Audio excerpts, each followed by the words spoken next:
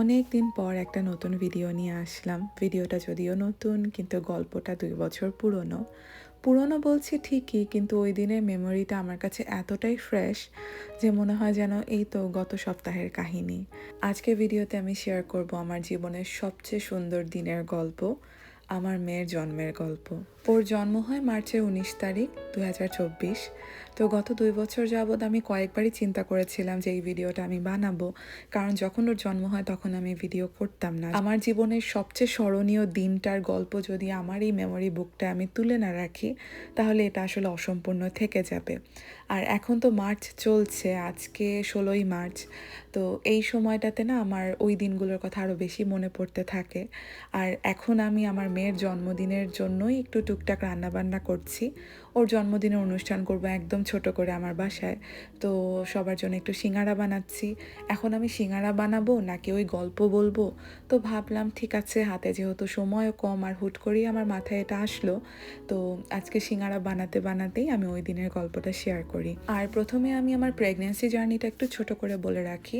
আমার প্রেগন্যান্সি জার্নিটা ছিল খুবই স্মুথ, ভগবানের কৃপায় আমার সেরকম কোনো কষ্ট হয়নি। আমি সবসময় ভাবতাম কি যেহেতু আমার মা বা আমার ফ্যামিলির মানুষজন আমার কাছে নেই, তো না জানি কি জানি আমার সাথে হবে, আমি বোধহয় অনেক কষ্ট পাবো। কিন্তু ওই যে যার কেউ থাকে না তার ভগবান থাকে, হয়তো সেই থিওরিতেই আমার প্রেগনেন্সিটা আমি চমৎকারভাবে এনজয় করেছি। আমি একদিনের জন্য বমি করিনি, আমি বমি বমি ভাবও আমার ছিল না, আমি খেতে পারতাম, আমার অরুচিও ছিল না, আমি হাঁটতাম, আমি অ্যাক্টিভ ছিলাম, আমি একেবারেই বলতে গেলে একদম নর্মাল টাইমটাই আমি কাটিয়েছি। শুধুমাত্র ফার্স্ট ট্রাইমেস্টারে আমার একটু মাথা ব্যথা ছিল আর অনেক ক্লান্তি ছিল, যেটা খুবই নর্মাল। বাকি সময়টাতে একদম আমি নর্মাল ছিলাম। আর লাস্টের দিকটাতে ওই যে শরীরটা বেশ ভারী হয়ে যায়, হাঁটাচলা করতে কষ্ট হয়, ওই রকম সমস্যাটাই ছিল। এছাড়া আর কোনো সমস্যা আমার ছিল না। অনুভূতি যখন আমার পেটে ছিল আমি মনে হয় আমার জীবনের সবচেয়ে সুন্দর সুস্থ সময়টা কাটিয়েছি। আসলে প্রত্যেকটা প্রেগনেন্সি আলাদা, প্রত্যেকটা বাচ্চা আলাদা, প্রত্যেকটা মাও আলাদা। এমনকি একজন মায়ের মাল্টিপল প্রেগনেন্সির গল্পও কিন্তু আলাদা হয়। আর তাই আমার কাছে মনে হয় যে কারো প্রেগনেন্সি বা কারো বাচ্চা কোনো কিছুকেই আসলে একটা মাপকাঠি হিসেবে ধরা ঠিক না বা অন্য কারোর সাথে তুলনা করাটা উচিত না। এই ভিডিওতে শুধুমাত্র আমি আমার এক্সপেরিয়েন্সটাই শেয়ার করছি। আর আমার প্রেগনেন্সির একটা খুব গুরুত্বপূর্ণ পার্ট ছিল আমার সাধ। তো আমাদের মধ্যে তো সাধের অনুষ্ঠানটা বেশ বড় করে হয় আর আমার শ্বশুরবাড়িতে সাধের অনেক বড় নিয়ম। তো আমাকে সেজন্য আমার ৭ মাসে আমার শাশুড়ি মা আমাকে সাধ দেন। কিন্তু সেটা হচ্ছে অনলাইনে। মানে আমাদের শ্বশুরবাড়িতে নিয়ম অনুযায়ী ঠাকুরমশাই এসে পূজা করে সাধ দেন। তো সেই জন্য আসলে আমি অনলাইনে সেটা করি। আমি ফোনের এপারে ছিলাম আর উনি ওপারে পূজা দিয়েছেন ঠাকুরমশাই। সেই দিনটা আসলে খুবই অন্যরকম ছিল। সকাল ৮টার সময় ঘুম থেকে উঠে স্নান-টান করে নতুন কাপড়-চোপড় পরে, আর এই কাপড়-টোপড় সব কিন্তু আমার শাশুড়ি মা আগেই পাঠিয়ে দিয়েছিলেন।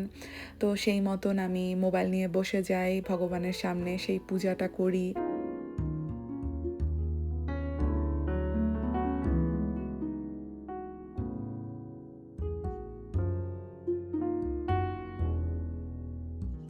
তো সেদিন সকাল ৮টায় উঠে আমি এই নিয়মকানুন শেষ করে একটু রেস্ট নিয়ে তারপরে আমি আর আমার বর আমরা দুজনে মিলে রান্নাবান্না করি। আমাদের কাছের কিছু মানুষকে আমরা বলেছি, তারা এসেছিলেন, তারা এসে আমাকে আশীর্বাদ করে গেছেন। আর ওই সময়টায় যেহেতু আমি ফিট ছিলাম তো আমি চাচ্ছিলাম না যে, আর ওই দিনটা অবশ্য উইকডে ছিল। তো সবাই তো এখানে ব্যস্ত থাকেন। তো আমি একেবারেই চাইনি কাউকে খুব একটা কষ্ট দিতে। তো সব রান্না বলতে গেলে আমার বরই করেছে। আমি একটু দেখিয়ে, দেখিয়ে দিয়েছি আরকি।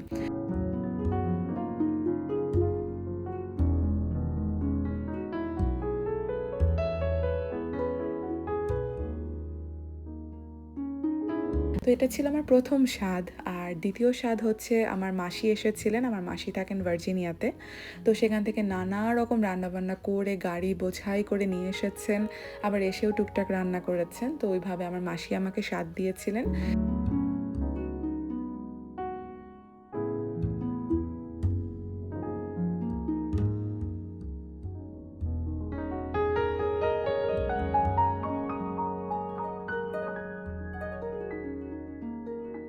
আর তাছাড়া আমার একটা বেবি শাওয়ারও হয়। এটাকে আমি স্বাদই বলছি আরকি। ওই আমার বন্ধু-বান্ধব সবাই মিলে আমরা একটু সেলিব্রেট করেছিলাম।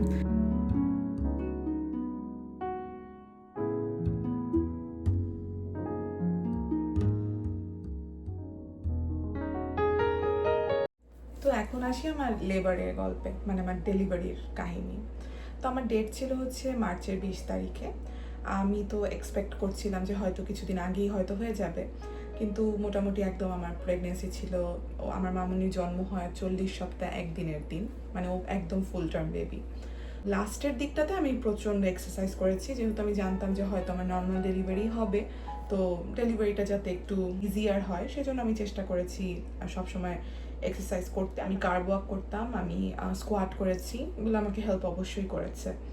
তো আমি 17 তারিখে সকালবেলা আমার একটু করে ব্লিডিং শুরু হয়েছে।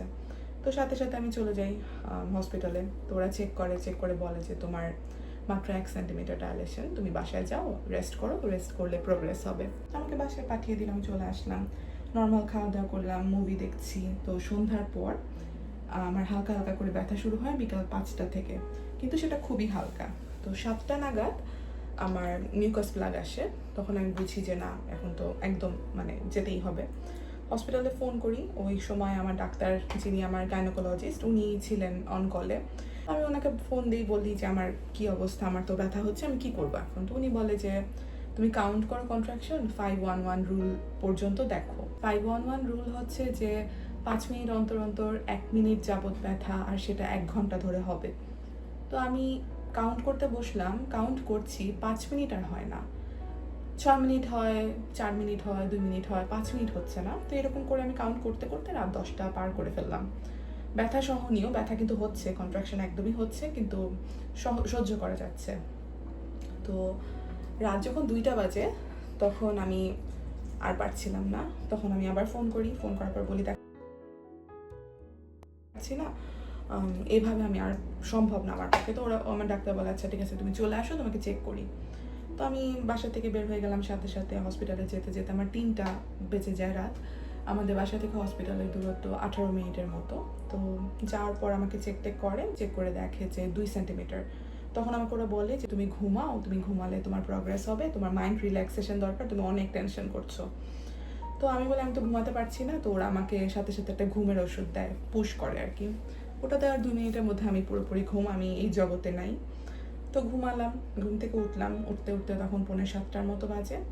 তখন শুনলাম 7টায় আমার ডক্টরের ডিউটি শেষ, নতুন ডাক্তার আসবেন। তো 7টার সময় যে ডাক্তার আসেন নতুন, উনি আমাকে চেক করে বলেন যে না, তোমার আসলে প্রোগ্রেস এরকম হয়নি, তুমি বাসায় যাও।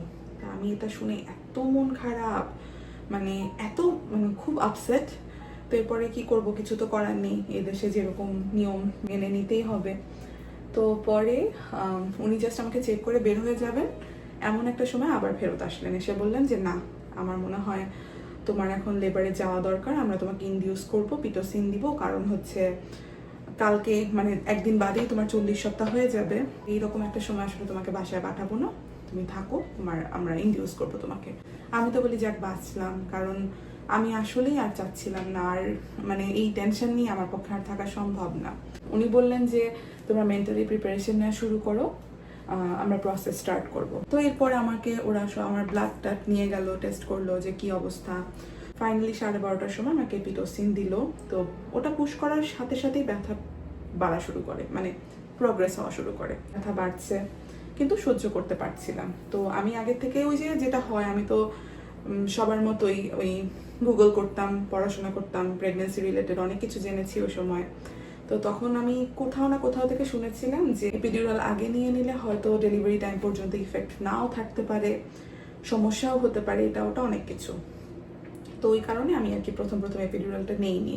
আমার প্ল্যানই ছিল যে আমি পরের দিকে নিব। বল টল সব কিছু ওরা দেয় লেবারে, যেটা ইউজ করে যে প্রোগ্রেসের জন্য, ওইরকম এক্সারসাইজ করছি, স্কোয়াট করছি, আমি হাঁটছিলাম, আমি সব কিছু ঠিকঠাক ছিল, কোনো সমস্যা ছিল না। তো দুপুর 2টা 2:30 নাগাদ আমাকে আমার ডাক্তার এসে মেমব্রেন সুইপ বলে একটা কিছু করে যান, ওটা প্রচণ্ড ব্যথার। তো ওটাতে নাকি আমার প্রোগ্রেস আরও বাড়বে। তো ভালো কথা, ওটা করলেন। ওই সময় আমার এপিডিউরাল ছিল না। তো 4টা নাগাদ আমার প্রচণ্ড ব্যথা শুরু হয়। আমি 4:30 নাগাদ বলি যে না, আমাকে এখন এপিডিউরাল দাও। তো পরে ওই এপিডিউরাল দেয় আমাকে। যখন এপিডিউরাল দেয় তখন আমার ডাইলেশন ছিল 4.5 সেন্টিমিটার। অলরেডি ততক্ষণে আমি প্রচণ্ড টায়ার্ড, আমি সেই আগের রাত থেকে কিন্তু ব্যথা নিয়ে আছি। পরে এপিডিউরাল দিল, প্রোগ্রেস বাড়ছে, সময় আগাচ্ছে। সন্ধ্যার পরে ডাক্তার এসে ম্যানুয়ালি আমাকে ওয়াটার ব্রেক করেন আমার আসলে ন্যাচারালি ওয়াটার ব্রেক হয়নি তখনও। তো ওটা করে গেলেন, তারপরে আসলেও প্রোগ্রেস আরও বাড়লো। রাত 12টার সময় আমাকে জানানো হয় যে আমি ফুললি ডায়ালেটেড, আমাকে মানে চেক করে দেখে। তো 12টার পর থেকে আমরা 2টার থেকে আসলে পুশ করা শুরু করি। তো 2টা থেকে 4টা পর্যন্ত পুশ করার পর বুঝলাম যে আসলে প্রোগ্রেস সেরকমভাবে হচ্ছে না, মনে হচ্ছে যেন আমাকে সি সেকশনে নিয়ে যেতে পারে। তো আমি তো খুব ভয় পাচ্ছিলাম, কারণ আমি একদমই সি সেকশন চাচ্ছিলাম না ওই সময়। কারণ আমার কথা হচ্ছে যে মাত্রই তো শুরু করলাম, এখনই করো না, সি সেকশনে নিও না, আর যেহেতু কোনো রকম কোনো সমস্যা হচ্ছে না। মেইন কথা হচ্ছে আমার বাচ্চা আমাকে খুব সাপোর্ট করেছিল, মানে পুরো লেবার প্রসেসটাতেই। কারণ একটা বারের জন্য ওর হার্টবিট কমে আসা, বা ও পারছে না, ও হাঁপিয়ে যাচ্ছে, বা অনেক সময় বাচ্চারা যেরকম পেটের ভিতরে নাড়ি পেঁচায় যায়, এটা ওটা অনেক কিছু বলে না, আমার সেরকম কোনো সমস্যা হচ্ছিল না। যেহেতু আমার বাচ্চা আমার সাপোর্টে আছে, তো আমি চাচ্ছিলাম যে আমি আরও ট্রাই করি।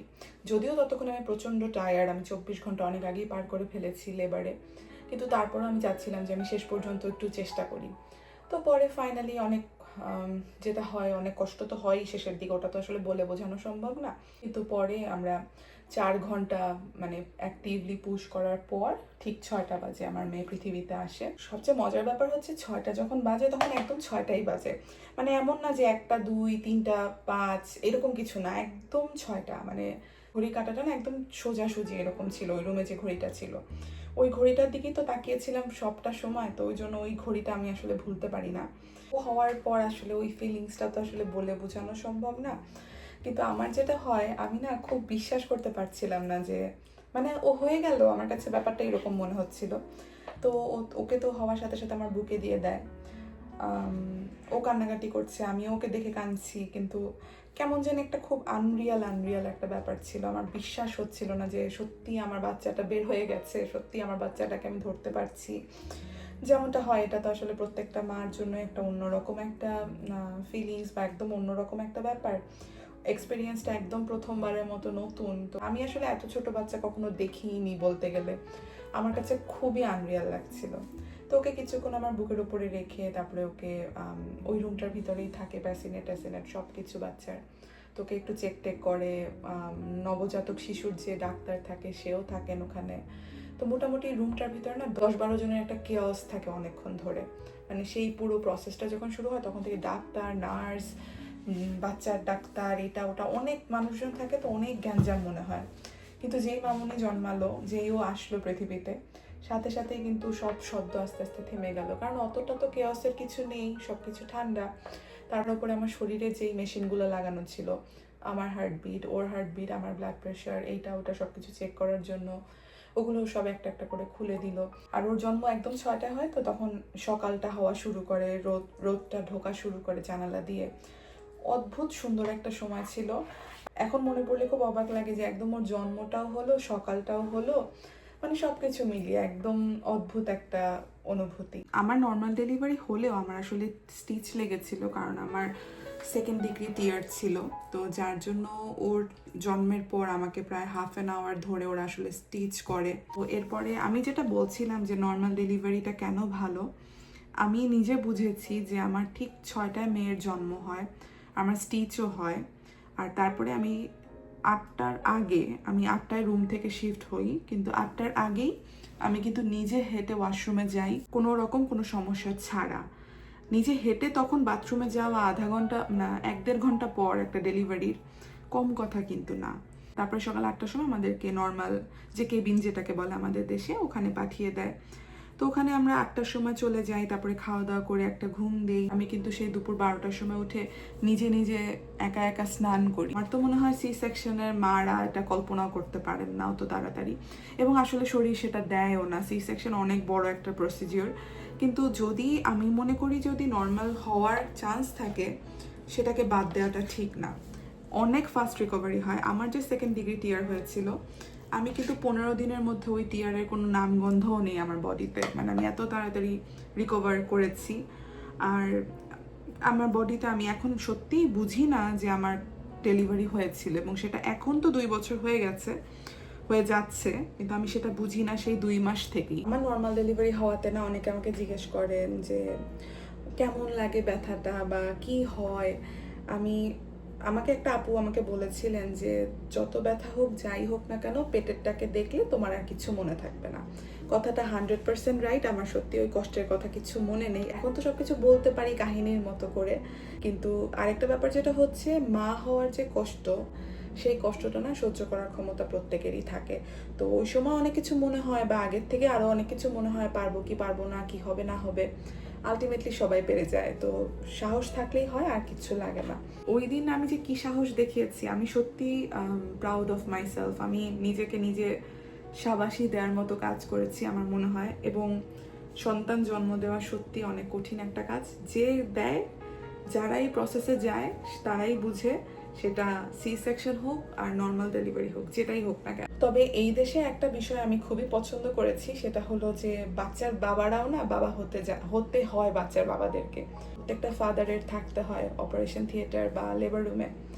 সি সেকশন হোক নর্মাল হোক, দুই ক্ষেত্রেই বাবার দেখতে হয় নিজের চোখে যে তার ওয়াইফ কিসের ভিতর দিয়ে যাচ্ছে। এটা আমার কাছে মনে হয় যে একটা ছেলেকে বাবা হওয়ানোর ক্ষেত্রেও না অনেক হেল্প করে। আমি বাবা হয়ে গেলাম, বাস ওটা একটা বিষয়। আর আমি দেখলাম যে মা হতে আমার ওয়াইফের কতটা কষ্ট করতে হয়েছে। তখন আসলে বাবা হওয়ার ব্যাপারটার মর্মটা আমার মনে হয় যে ছেলেরা আরও ভালো বুঝে। আমি এই সিস্টেমটা খুবই অ্যাপ্রিসিয়েট করি এখানকার। আর আমার কাছে মনে হয় যে সেই সময় ওই বাবাটার স্ট্রং থাকা ওটা খুব জরুরি। যেমন আমার হাজব্যান্ড আমাকে টোটাল অল দ্য টাইম আমাকে প্রচণ্ড প্রচণ্ড এনকারেজ করেছে, সাপোর্ট করেছে যে তুমি পারবা, হচ্ছে, আসছে, বেবি দেখা যাচ্ছে। এই এতটুকু শুনতে পারলেও কিন্তু অনেক কিছু। ওই সময়টায় আসলে এত অসহায় লাগে, কিন্তু ভগবানের কৃপায় আমাদের খুব সুন্দর মতোই সময়টা গিয়েছে। তো মামুনির জন্ম হয় মঙ্গলবার সকালবেলা। আমরা কিন্তু বৃহস্পতিবার বাসায় চলে আসি। বাসায় এসে সেই নিত্য নৈমিত্তিক কাজ কিন্তু আমাদের শুরু হয়ে যায়, কোনো কিছু আটকে থাকে না। যদিও আমার মেয়ে নিউবর্ন বেবি হিসাবে কিন্তু খুবই লক্ষ্মী ছিল। ও রাত জাগতো না, ও কথা শুনতো, ও অযথা কান্নাকাটি করেনি। তো শুধুমাত্র আমার প্যারেন্টিং জার্নি বা আমার এই মা হওয়ার জার্নিটা যে এত সহজ হয়েছে, সেটা যে শুধুমাত্র আমার জন্য হয়েছে তা কিন্তু না। আমার মেয়েও আমাকে প্রচণ্ড সাপোর্ট করেছে। ওই লেবার রুমে বসে যদি ওর কোনো ইন্ডিকেশন খারাপ থাকতো, ওর যদি কোনো একটা ইস্যু হতো, তাহলে তো সত্যি আমরা 33 ঘন্টা ওয়েট করতে পারতাম না, বা আমার এত সুন্দরভাবে ডেলিভারি হয়তো হতো না। তো বাচ্চাও সাপোর্ট করতে হয় আসলে, বাচ্চাও তো ফাইট করে যখন বের হতে চায়। তো এই তো মোটামুটি সব কিছুই শেয়ার করলাম। আমার বাচ্চা যেহেতু আমেরিকাতে জন্মগ্রহণ করেছে, তো আমি তো এই আমেরিকাতে ডেলিভারি প্রসেসটা সম্পর্কে কিছুটা হলেও জানি। যদি কোনো ইনফরমেশন জানার থাকে তাহলে আমাকে কমেন্ট করতে পারেন। যদি আমি সেটা জেনে থাকি, আমি অবশ্যই সেটা শেয়ার করব। Right there on top of the moon, we could sit and do nothing.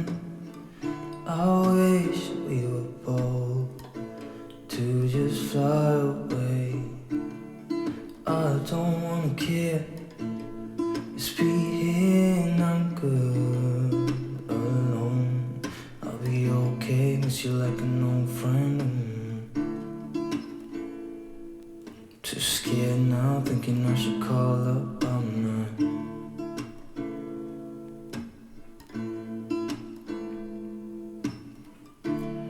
I think it's hard how we always wait another day, how we watch things that kids walk away.